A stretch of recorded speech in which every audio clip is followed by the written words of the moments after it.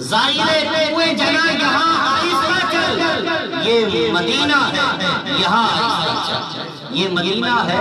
یہاں آہستہ چل، جیسے جی چاہے جہاں میں گھوم پھر، جیسے جی چاہے جہاں میں گھوم پھر،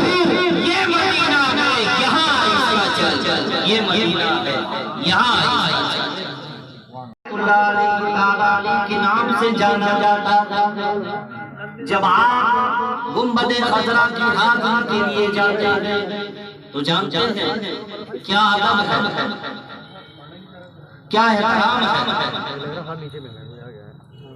اس لیے کہ مدینے کی حاضری کے لیے سب جاتے ہیں،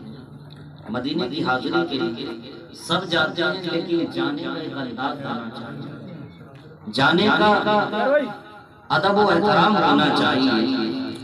مدینے کی حاضری کے لیے سب جاتے ہیں، فرق ہوتا ہے، ایک عاشق رسول بن کر کے جاتا ہے، ایک دیندار بن کر کے جاتا ہے، ایک دنیا دار بن کر کے جاتا ہے۔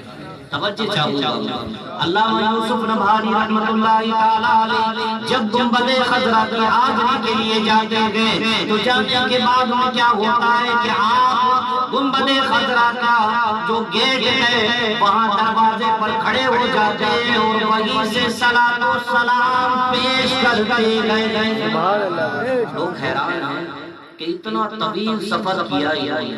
اتنا لمبا سفر کیا اور اتنا لمبا سفر کرتے ہیں لیکن اندر نہیں جاتے، وہیں دروازے پر کھڑے ہو کر کے صلاۃ و سلام پیش کرتے ہیں۔ پوچھنے والے نے پوچھا علامہ یوسف نبہانی رحمۃ اللہ تعالی علیہ سے کہ حضرت بات کیا ہے، آپ اتنا طویل سفر کرنے کے بعد یہیں پر کھڑے ہو کر صلاۃ و سلام پیش کر دیتے ہیں، اندر نہیں جاتے ہیں، آخر بات کیا ہے؟ تو جانتے ہیں علامہ یوسف نبہانی رحمۃ اللہ تعالی علیہ فرماتے ہیں بھائی دراصل بات یہ ہے کہ کتے کا کام دروازے کے باہر ہوتا ہے، اندر نہیں۔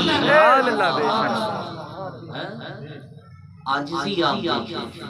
علامہ یوسف نبہانی رحمۃ اللہ تعالی علیہ جو اللہ کے بہت بڑے ولی ہیں، فرمایا کتے کا کام گھر کے دروازے کے اوپر پر ہوتا ہے، گھر کے اندر نہیں۔ اسی لیے شاعر نے کہا تھا زائر کوئے جنا یہاں آہستہ چل،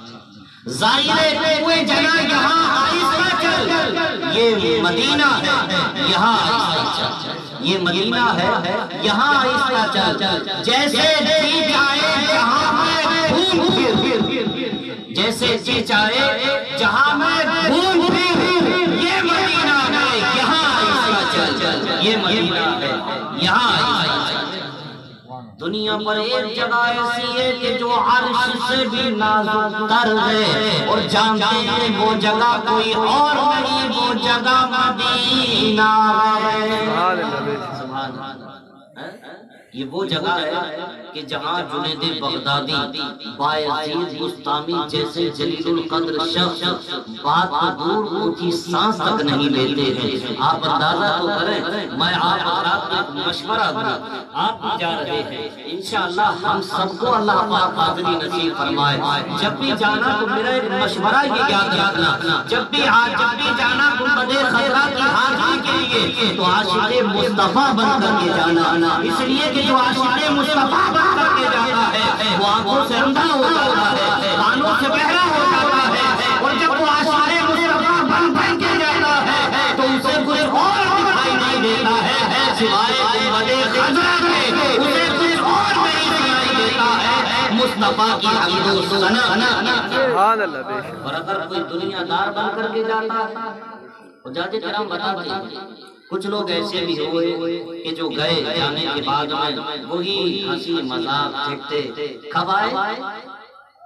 کب جاؤ گے، کون سے ہوٹل میں ٹھہرے ہو، کیا کیا فیسلٹیز ہیں، کون سی ڈش مشہور ہے، یہ تو دنیا کی کسی بھی ملک میں آپ چلے جائیں گے یہ چیز مل جائے گی۔ اسی لیے فرمایا کہ جب بھی جائیں عاشق مصطفیٰ بن کر کے جائیں، دین دار بن کر کے جائیں، دنیا دار بن کر کے جاؤ گے تو وہاں کی چیزوں میں جاؤ، اور بلکہ جب جو عاشق مصطفیٰ بن کر کے جاتا ہے اور گنبد خضرا کی خاک مدینے کی مٹی پر جب قدم رکھتا ہے اس کے دل میں یہ خیال آتا ہے اب تک کی جو زندگی گزری ہے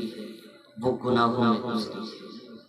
اب تک کی جو زندگی گزری وہ گناہوں میں گزری، ایسے ایسے گناہ کہ جو میں نے یہ سمجھا تھا کہ مجھے کوئی نہیں دیکھ رہا، وہاں بھی اللہ دیکھ رہا تھا۔ مصطفیٰ ملاحظہ کر رہے تھے جب وہ مدینے کی خاک پر پیر رکھتا ہے، دل تڑپتا ہے، پاؤں لڑکھڑا جاتے ہیں کہ یہ اتنی پاک مٹی اور میرے گندے یہ قدم۔ اس کی منظر کشی شاعر نے اپنے شعر کے ذریعے کی، توجہ ہو تو تڑپ کر کے بولے سبحان اللہ۔ اے خاک مدینہ تو ہی بتا کس طرح قدم رکھوں میں یہاں، تو خاک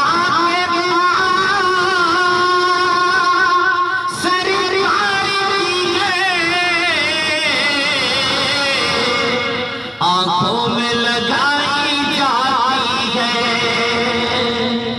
میرے گندے قدم، اور ان کا حرم لاج رکھنا خدا، میں مدینے چلا اشک تھم پہ گئی، پاؤں چمک گئی، لڑکھڑاتا ہوا میں مدینے چلا، شرم سیاہ نئی سامنے آیا جانا، ارے یہ بھی کیا کم ہے، یہ بھی کیا کم ہے، شہر میں آئے ہوئے ہیں، یہ بھی کیا کم ہے، شہر میں آئے